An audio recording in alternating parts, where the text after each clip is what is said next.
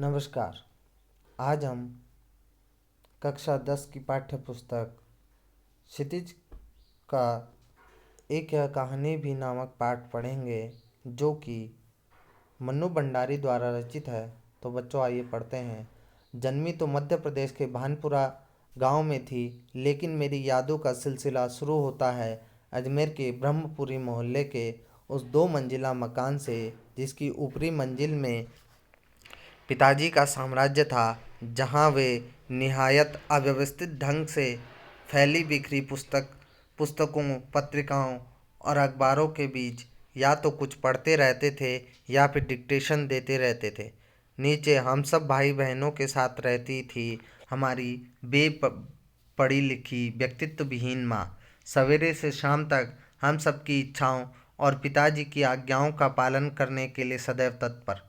अजमेर से पहले पिताजी इंदौर में थे, जहां उनकी बड़ी प्रतिष्ठा थी, सम्मान था, नाम था।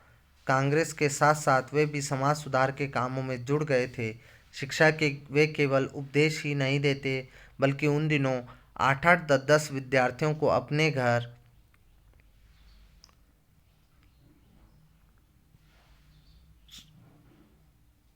रख कर पढ़ाया है, जिनमें से कई तो बाद में ऊंचे ऊंचे ओहदों पर पहुंचे।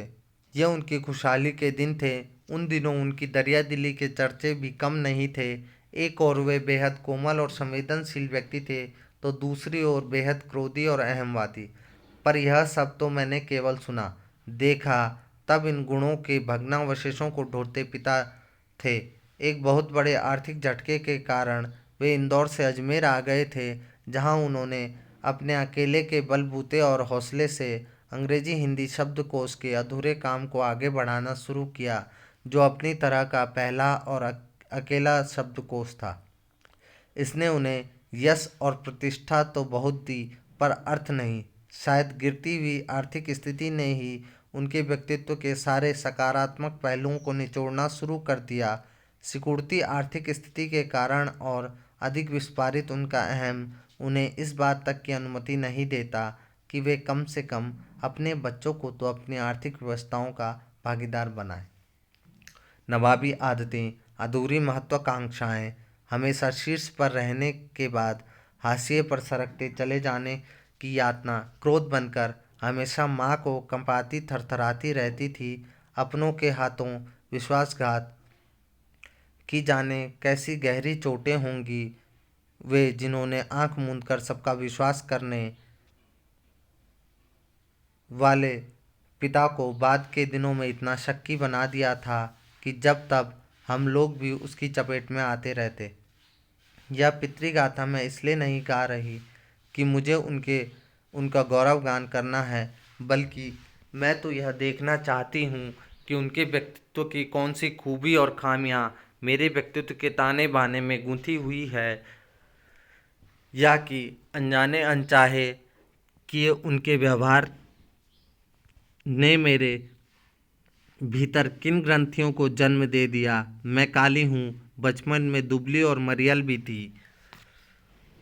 गोरा रंग पिताजी की कमजोरी थी, सो बचपन में मुझसे 2 साल बड़ी, खूब गोरी, स्वस्थ और हंसमुख बहन सुशीला से हर बात में तुलना और फिर उसकी प्रशंसा ने ही क्या मेरे भीतर ऐसे गहरे हीन भाव की ग्रंथि पैदा नहीं कर दी कि नाम, सम्मान और प्रतिष्ठा पाने के बावजूद आज तक मैं उससे उबर नहीं पाई।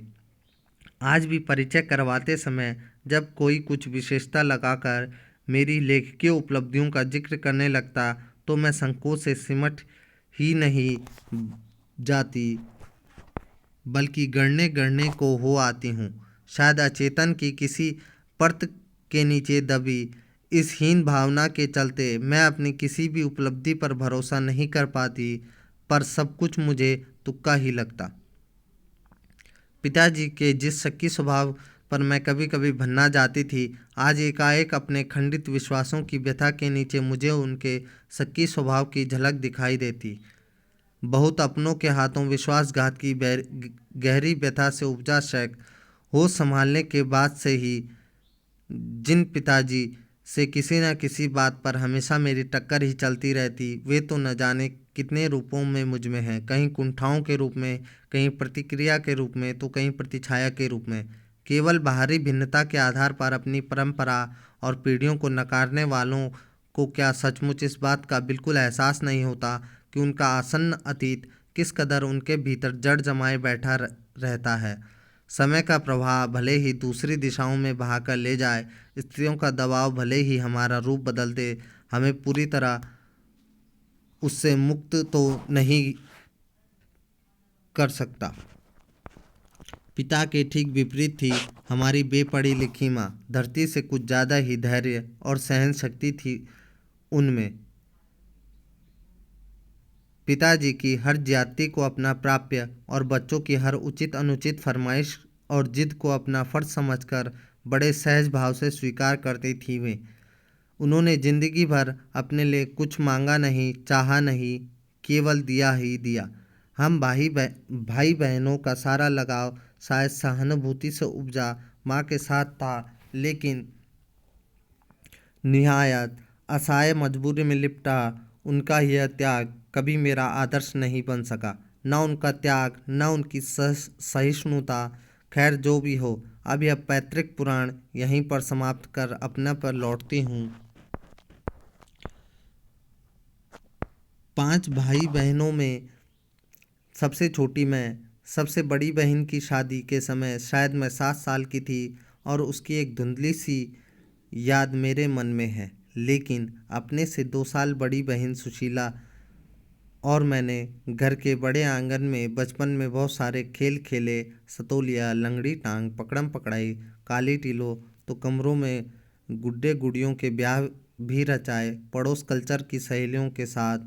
पास पड़ोस की सहेलियों के साथ यूँ तो खेलने को हमने भाइयों के साथ गिल्ली डंडा भी खेला और पतंग उड़ाने, कांच पीसकर मांझा सूतने का काम भी किया। लेकिन उनकी गतिविधियों का दायरा घर के बाहर ही अधिक रहता था और हमारी सीमा थी घर। हाँ, इतना ज़रूर था, उस ज़माने में घर की दीवारें घर तक ही समाप्त नहीं हो जाती थीं, बल्कि पूरे मोहल्ले तक फैली रहती थी। इसलिए मोहल्ले के किसी भी घर में जाने पर कोई पाबंदी नहीं थी, बल्कि कुछ घर तो परिवार का हिस्सा ही थे। आज मुझे बड़ी शिद्दत के साथ यह महसूस होता कि अपनी ज़िंदगी खुद जीने के इस आधुनिक दबाव ने महानगरों के फ्लैट में रहने वाले हमारे इस परंपरागत पड़ोस कल्चर से विच्छिन्न करके हमें कितना संकुचित, असहाय और असुरक्षित बना दिया। मेरी कम से कम 1 दर्जन आरंभिक कहानियों के पात्र इसी मोहल्ले के हैं, जहां मैंने अपनी किशोरावस्था गुजार कर अपनी युवावस्था का आरंभ किया। 1-2 को छोड़कर उनमें से कोई भी पात्र मेरे परिवार का नहीं है। बस इनको देखते सुनते इनके बीच ही मैं बड़ी हुई थी। लेकिन इनकी छाप मेरे मन पर कितनी गहरी है, इस बात का एहसास तो मुझे कहानियाँ लिखते समय हुआ।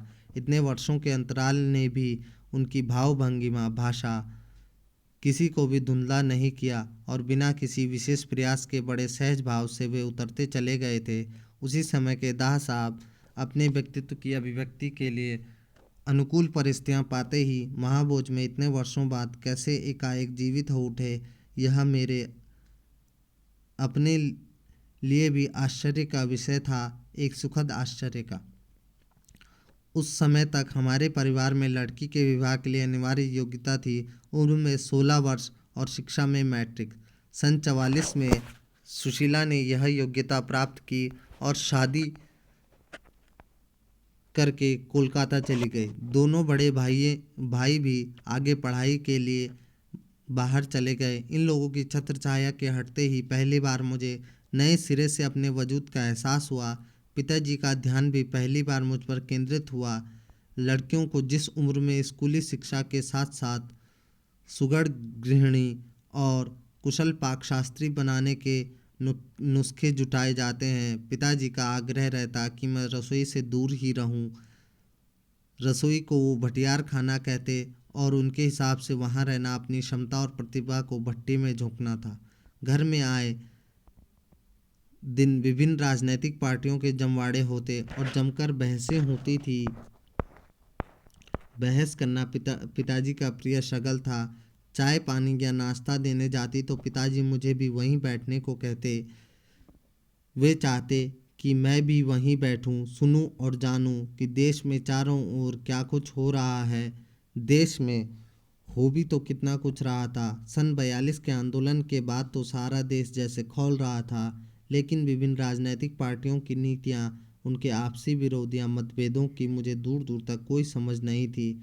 हाँ, क्रांतिकारियों और देशभक्त शहीदों के रोमानी आकर्षण और उनकी कुर्बानियों से जरूर मन आक्रांत रहता।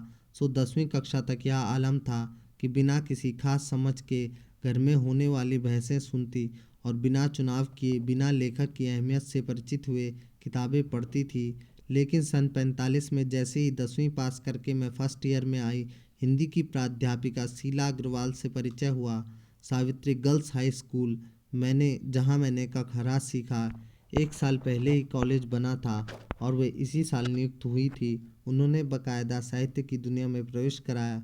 मात्र पढ़ने को चुनाव करके पढ़ने में बदला। खुद चुन चुन कर किताबें दी। पढ़ी हुई किताबों पर बहसें की तो 2 साल बीते न बीते साहित्य की दुनिया शरद प्रेमचंद से बढ़कर जैनेन्द्र, अज्ञे, यशपाल, भगवती चरण वर्मा तक फैल गई तो फैलती ही चली गई। उस समय जैनेन्द्र जी की छोटे छोटे सरल सहज वाक्यों की शैली ने बहुत आकृष्ट किया। सुनीता उपन्यास बहुत अच्छा लगा था। अज्ञेय जी का उपन्यास शेखर एक जीवनी पढ़ा जरूर। उस समय वह मेरी समझ के सीमित दायरे में समा नहीं पाया था। कुछ सालों बाद नदी द्वीप पढ़ा तो उसने मन को इस कदर बांधा कि उसी झोंक में शेखर को फिर से पड़ गई, इस बार कुछ समझ के साथ। पर शायद मूल्यों के मंथन का युग था। पाप पुण्य, नैतिक अनैतिक, सही गलत की बनी बनाए धारणाओं के आगे प्रश्न चिन्ह ही नहीं लग रहे थे, उन्हें ध्वस्त किया जा रहा था।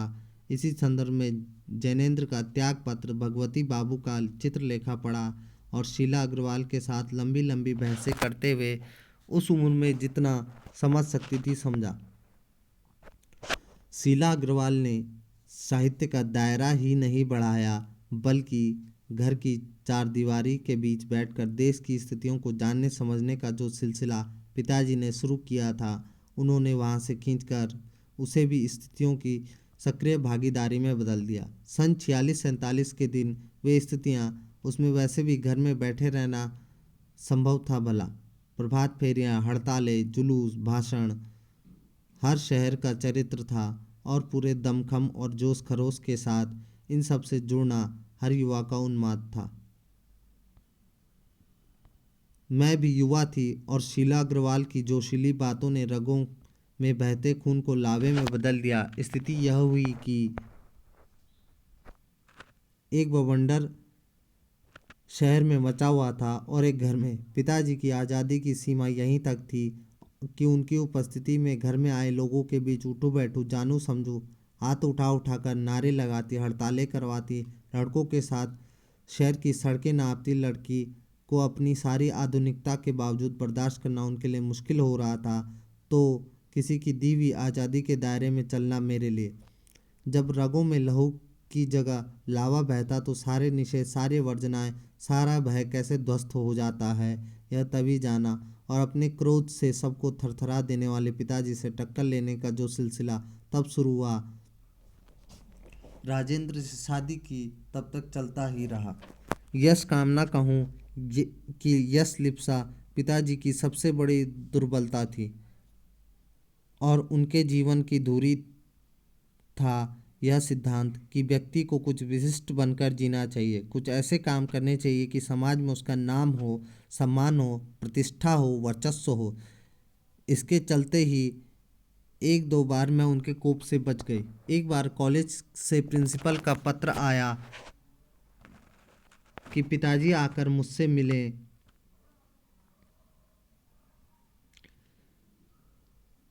और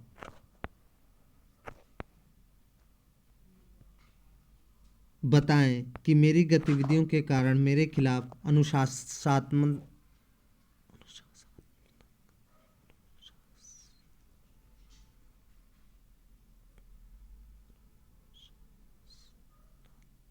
अनुशासनात्मक कार्रवाई क्यों न की जाए। पत्र पढ़ते ही पिताजी आग बबूला यह लड़की मुझे कहीं मुंह दिखाने लायक नहीं रखेगी। पता नहीं क्या क्या सुनना पड़ेगा वहां जाकर।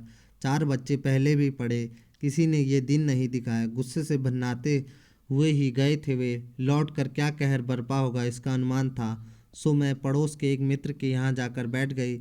माँ को कह दिया कि लौट कर बहुत कुछ गुब्बार निकल जाए तब बुलाना। लेकिन जब माँ ने आकर कहा कि वे खुशी हैं, चली चल, तो विश्वास नहीं हुआ। गई तो सही, लेकिन डरते डरते।